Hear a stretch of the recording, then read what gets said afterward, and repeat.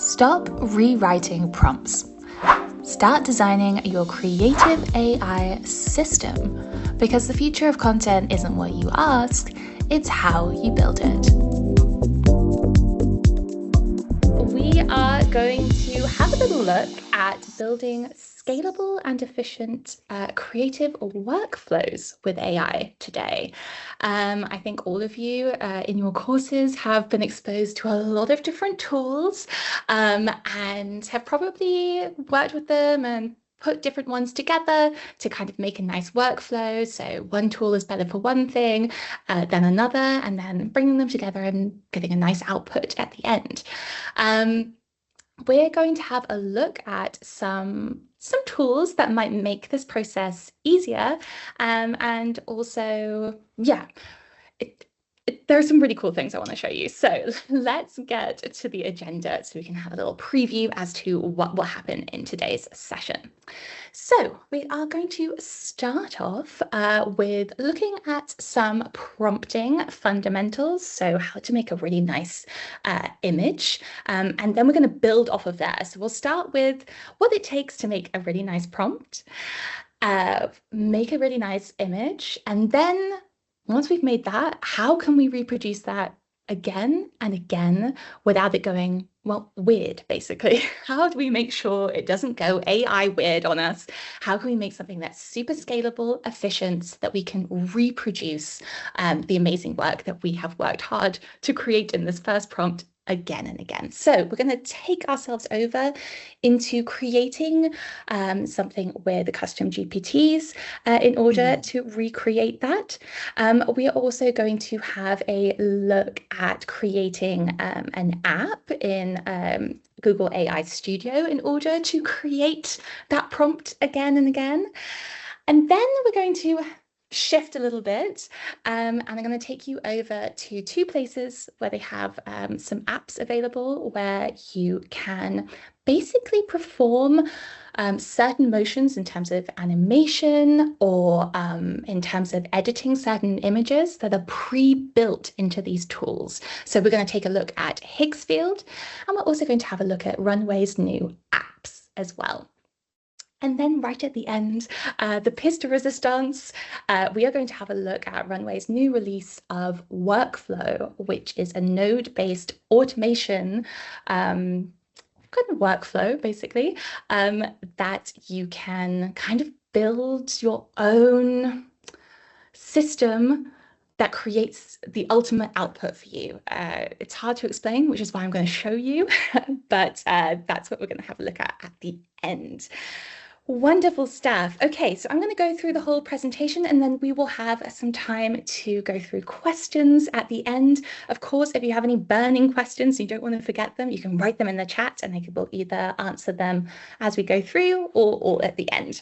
So wonderful stuff. Then I would say, let's get started. Are we ready? Yeah? Okay, then let's begin. All right, so the power of prompting. I think a lot of you have been exposed to this now. If you create a really good prompt, a good prompt means realistic detail or unrealistic, depends on what you're going for. Less AI weirdness. We don't want crazy things happening. We want it to be how we wanted it to be, and essentially more creativity. If we can write really good prompts, it means that we can actualize what we are thinking in our brain and bring it into a kind of reality.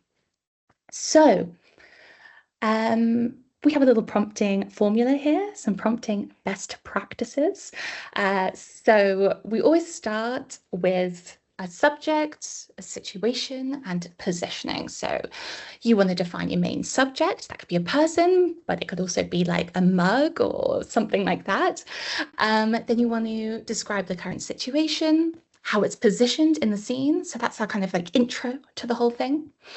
Then we move over into the next part of our prompt, which is the details of the subject. So that's like specifying characteristics, texture, color, whether the subject is wearing, if it's a person, or any other kind of features of that main object, that main subject. Then we move on to the details of the surroundings. We kind of build ourselves out in terms of the prompt. We describe the environment, the background, the little elements in the foreground, just this overall setting we lay down in this part of the prompt. And then we do the details of the image capture. So we can use technical aspects of that, lighting, lens type, artistic style. We can add in grain that's around, anything like that we can also add in. So this is our wonderful kind of prompting best practices. And it's a little bit of work, but it really does get good results when you put a little bit of effort into it. So I'm going to show you a couple of images. This is from Higgsfield. Higgsfield is a really good account to follow on Instagram, by the way. Obviously, they're promoting their own tools, but they often do a whole bunch of images and then the prompts behind them. It's a wonderful place to learn, and you can take those prompts and put them into somewhere else. Yeah, it's a great account to follow. I really enjoy it. So definitely check that out on Instagram. So let's have a little look at some of the images that they recently put on their Instagram. They created this image here, pretty standard image. However, it's AI and it doesn't look AI, and it's got some really, like, the lighting is really, really nice. It's very realistic. The skin as well. We've got this kind of reddening here. We can even kind of see the pores and the way that the knit is done on this little balaclava, as well as his jumper here. So there are some really very little details that make it feel very realistic. And that's largely because the prompt is very descriptive as well. These are large language models at the end of the day. So the more wonderful words you introduce, the more it's going to understand where you're trying to go. So we have here a person faces the camera directly in a centered medium close-up shot with slightly off-center framing. So really using a lot of like positioning here right at the beginning. And then it goes into what the subject is wearing. So they're wearing this cream-colored knitted balaclava featuring a diamond lace pattern. So as you can see, we've put in that extra detail, and that's absolutely come up on the image. We also talk about the pose and the slight redness of the skin visible around the eyes. So really like painting a picture, but with words. So really, really nice. And then it goes into the end part here, which is a little bit about like its style. The entire image maintains a raw, genuine aesthetic, natural skin detail, subtle shadows, and unfiltered casual composition characteristic of iPhone snapshot portraits. So it's a lot of work in there, but has a really nice, realistic result here. We can have a look at this other one here as well. Supernatural. I really like it as well because in the prompt, it's gone into massive amount of detail as to what is actually beneath the stairs. So as you can see, there's a bunch of random rubbish, but it looks quite realistic. This is obviously like a little crate packing box with some paper. We've got a plastic bag. I don't know what that is, but it does look like general trash. Sometimes when you generate these things, they come up with really random stuff. So going into the detail does matter. Sometimes you can be like a woman in a bathroom full of products and she's brushing her hair, and then she has like 5 hairbrushes also in the bathroom. It might be realistic for some, but probably not for everyone. So we want to really say what we want in the prompt, and therefore we get a really nice realistic image. Here are some nice words that you can use in your prompts. You can get really moody, you can combine them together, and you can create really unique styling. Now, of course, if we look back here, creating a really good prompt that comes with a really nice output takes a bit of work, right? You have to really think about what you're trying to achieve here, and you've got to use a lot of different words to get that outcome. And not everyone has the time to do that all the time. If you want the same output, you could take this whole prompt, you could save it in like a Notion document. I often do that actually if I've come up with something that I really like and I want to reproduce. And then you can edit it and try and get the same style again and everything like that. But it's kind of like a lot of work to do. So we want to try and make that a little simpler. We want to be able to take all of the work that we've put in initially and get something of the same quality again, without having to do the big task over again. So obviously, if you're doing it in ChatGPT, you could stay in the same chat. This sometimes works to a certain extent, and say in the same style, can you create this image? And it does work until it doesn't. I think you've probably all had the opportunity to work with ChatGPT. You say, I want this image, then you have the same, I want it in the same style. It does it. It's not exactly the same, but it's close enough. And then the more you go through, the more it kind of changes. There's this really funny GIF that was on the internet of a person who put this one image of herself and kind of kept feeding it back into an image creation model, and it just kept changing and changing and changing. And that's what can happen when we just use the same chat and say in the same style. It's kind of okay, and then it starts drifting further and further away. So let's talk about a way that we can get around that and create something a little bit more consistent that works for us. So that would be creating a custom GPT or creating an image app over in Google AI Studio. I'm going to quickly show you a custom GPT that I've been working on. It's not perfect yet, so we will demo it and hope that it works. But if it doesn't, that's quite okay. It's a work in process. So let's take a little look. I'm going to take you over to ChatGPT. I created this custom GPT. It's called Leeon Visual Studio. I have no idea why it's chosen this little crossed out podcast mic. No idea at all. But there we go. Essentially, the purpose of this custom GPT is to create images that we can use on social media, on presentations, internally as a company. That's in the company colors and the company style. So we have this company style that's kind of based with Leeon, our 3D lion. My background here is also like that. It's this whimsical, fun, kind of 3D cartoony style. And we like to produce some images like that to put on different assets. So I created the custom GPT for that. If you haven't created one before, you can do that over in GPTs. You can go into Explore and then you can click Create at the top here, and then you can start building it. So I'm going to show you what it looks like when you do build it. I'll go into Edit here. And you can basically describe what you want. You can paste in your company colors. You can paste in a couple of reference photos, and you can also put in some prompts that you have created before. And you can embed that all in, and it configures it into essentially the instructions.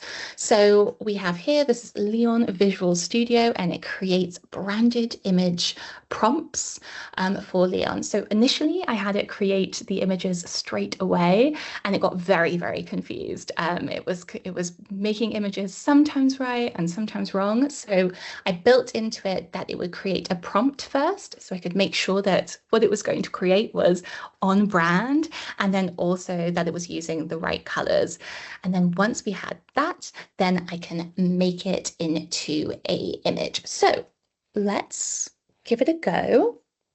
You can see here also in my knowledge, I've got some reference images. We've got a couple of conversation starters. So let's just click on one of those. Create a 3D Leeon image of a floating workspace. Let's try that. Okay, so it gives me a little prompt. and I like it. It tells me exactly what it's going to create. We've got the primary blue, so I uploaded my brand colors here. Yep, good. All looks great. So I could just go ahead and click create. I can do this also that I could take this prompt and I could pull it into other tools as well. It doesn't need to be in ChatGPT. I could take it over to VO3 and maybe add in some motion as well, make it into a video asset too. So lots of things that I could do with this. You're watching a real session from Leeon, where AI meets human learning. Want to dive deeper? You'll find everything at leeon.com. Links in the description. It is a prompt it generated all by itself. So I've put in the conditions of what I want the prompts to be. I've created a style here. So I created a style called 3D cartoon illustrations. And in it, it's sleek, minimal, modern, and fun. I also added in some elements of when it should use the Leeon colors. So if it's a person, it shouldn't be using blue and magenta for their skin tone. It should be a more natural skin tone, like brown or pink or something like that. And then we also put in some other conditions, like if it's a banana, it's going to be yellow, like all these kind of different things. So it has its parameters. And then with those parameters and my small prompt, it puts them together to create a bigger prompt. So it did it on its own. Okay, thanks. All right, so it's making our little image here. So in terms of the colors I have, these are the Leeon colors. We have a dark tone, a mid-tone. We haven't got the pink so much included. It's obviously just here in the highlights, but it's still on the color and it's in this 3D style. So I'm happy with that. I think we could probably tweak it a little bit more, make it a little bit more fun and vibrant. But that generally is how it works. So that is a custom GPT to make branded images. You can use this in many different ways, but if you create a style that you like, even for a photorealistic image, say you love the look of it being taken on a Super 8 camera, but you love like some kind of like scorching in the corner of the film or something like that, you can build that into your custom GPT and then it can create a prompt that has that built in, and then hopefully reveal an image like that each time you put in a new prompt. So super exciting stuff. All right, so that's one way of doing it. There is another way we can do it, which is over on Google AI Studio. So when you're in Google AI Studio, you have the opportunity to do plenty of different things. If you've explored here before, you can make videos, you can make images, you can make voices, all sorts of stuff. But another thing you can do is that you can build little apps. You can build little apps that connect a lot of the different Google tools. So you can use things like Veo, you can use Nano Banana to create images, and you can build those all into your little app. So I decided I would build an app that put things into the Leeon 3D style. I described my idea, I added in again the brand colors, and then I worked a little bit with it to try and make sure it worked essentially. So this is it, Leeon World Styler, turn any image or idea into a clean 3D cartoon illustration. It took me quite a bit of time to get it to work. I'm not sure if it totally works, but you have to kind of discuss it with the AI and it makes different alterations to ensure that it kind of gets close. But basically, I did that here, a vase of flowers, and it turned it into the Leeon colors here. Let's try something else. I'm going to put a football. Let's try that. Let's see. And taking a little bit of time. I had to make it. Yeah, okay. And it used their colors. It's a 3D image. Perfect. Okay, great. Against this white background, exactly how I wanted it. And I also did one where I could upload an image of my own, and then it was going to turn it into the 3D world style. But that didn't work so well for me. I don't know if any of you have played around with using these apps on Google AI Studio. It's really cool that you can build in Nano Banana and then, yeah, come up with these little outputs as well. So that's another way that you could do it. You could build a little app and then you can drag in images, you can use text, but again, it kind of tells exactly what it wants, the colors it wants to use, and the style as well. So that's another thing that you could build. All right, lovely. So we have there two different ways that you can kind of streamline your workflow a little bit and create on-brand materials in that sense. Let me take us back to the presentation. So once we have our on-brand images, maybe we want to put a little animation into them, or maybe we want to create something a little bit more, how do I put it? A little bit more high level, something that's a little bit more creative, a little bit of a bigger idea here. That is where these two tools come into play. We have Higgs field and we also have Runway. I'm going to show you quickly Higgs field and then we're going to end on Runway because that's also where the workflow releases as well. So let me take you over to Higgs field. This is Higgs field. It is a really fantastic platform. It allows you to create videos, images, all sorts of stuff. It has access to tons of different models as well. So you can really play around with whether you want to try out VO3 and try out having voices with your people, or you want to try a different model, you can try Sora 2 here, all sorts of stuff. So really, really fun.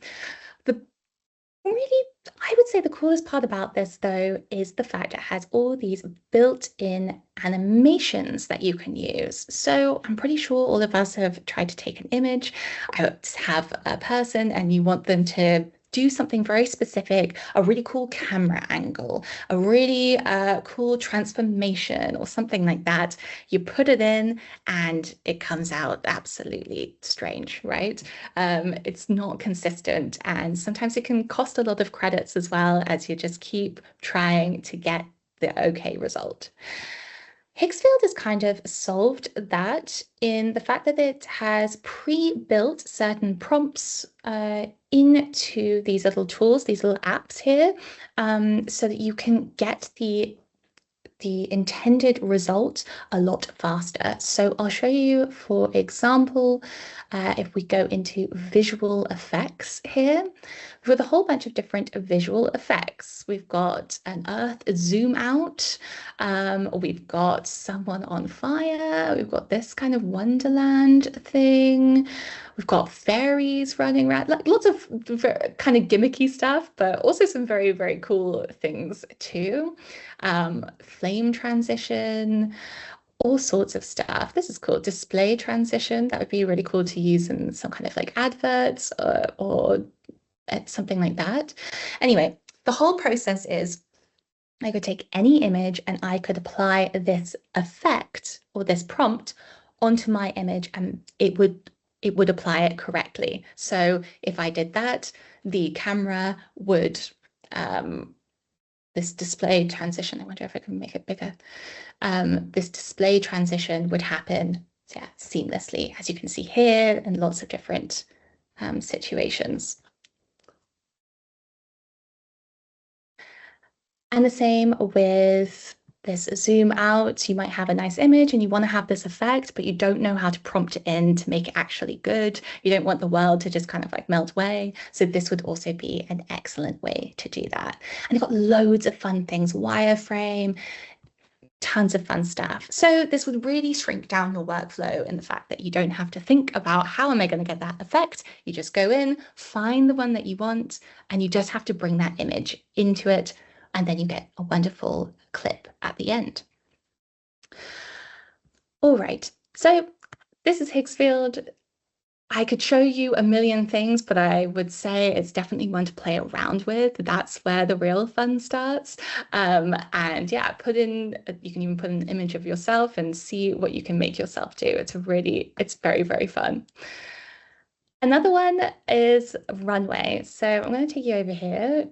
And this is actually where the workflow that I'm going to show you in a second is. But what is really interesting is they've just released apps very, very similar to Higgsfield in the fact that it does a very specific task and it does it really, really well.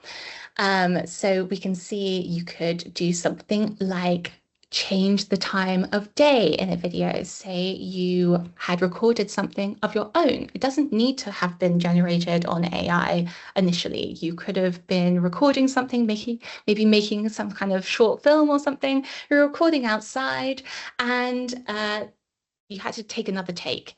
Oh no, the lighting has changed. Everything looks entirely different. This is not good. It doesn't match up anymore. Well, we can change that. We can apply different presets onto those clips so that they have the same lighting, the same time of day, which is really amazing. So I would just put in my video here, and then I can choose a preset down here. So I could make it nighttime, I could make it early evening, early morning, something like that. And the same, I can do it with weather as well. So I can make it have thunder, there could be rain as well, fog, snow. I have so many things that I can change the parameters of the videos. Another one which I think is really cool is that you can also change the background, but like really realistically. So you can put a person in and you can totally change the background. It's just got presets at the moment. You can't put your own background in there just yet, but really fantastic stuff as well. And then my most favorite one, which I've seen, I wish I had a video actually that I could upload so that we could try it out. Let me see what I've got here. So this one is the remove function. So you can put in a video and then you can remove an element. So hard to do if you are an editor. You have to kind of go around the image and then you have to pull it out and then you have to fill it in. It's very complicated. This can just remove it. And one of the adverts that I saw for it was a person riding a bicycle and then they just removed the bicycle underneath them and it totally managed to make it look like the person was just riding in plain air. It was really fantastic. Okay, I cannot find a video to hand that I can do. Let's see. Videos. No, those won't work. They won't look very good. So let's leave that one out. All right. So the apps in Higgsfield and in Runway are definitely going to streamline your work process. You don't need to prompt it in. It's going to make it more effective. But the really exciting thing is that Runway just launched workflows. So they've given you the opportunity to build workflows within Runway to basically produce a certain thing at the end.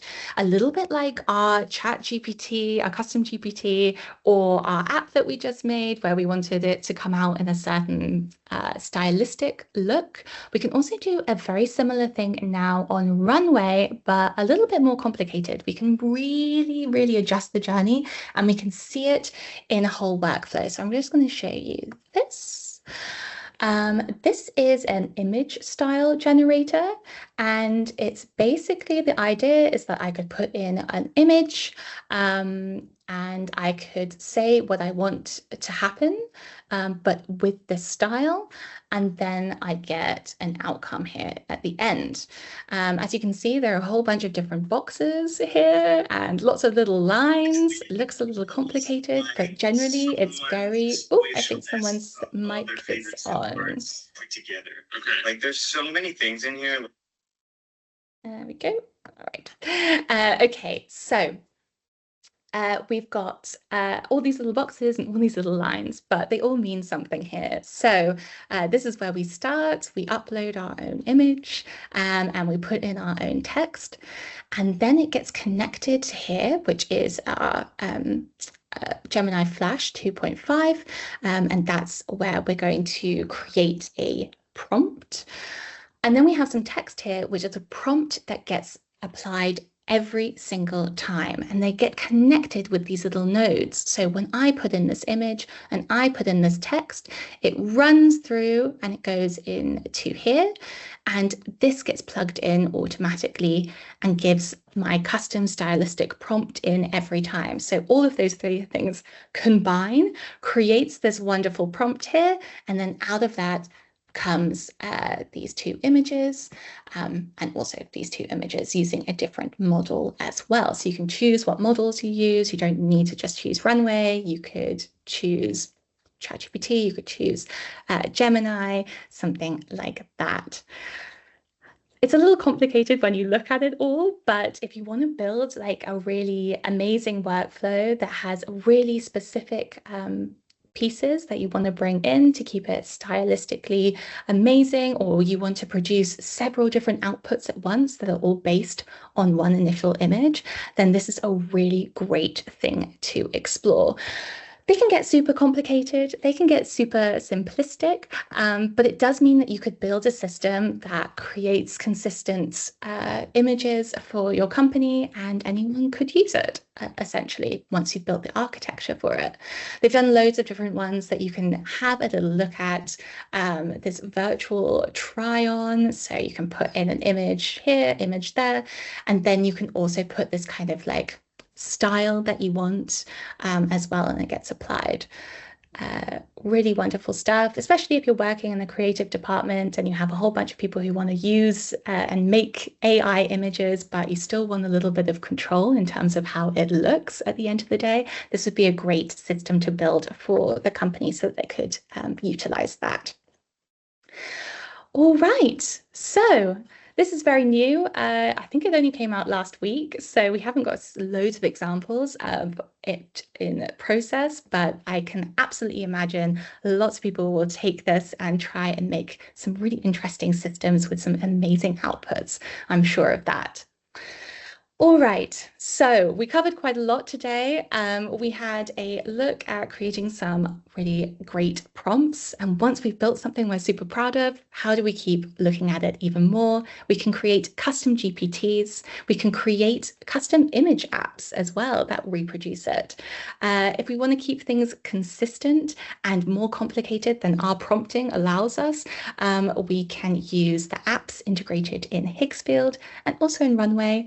And if we want to take it to the next level, we can build a crazy workflow over on Runway.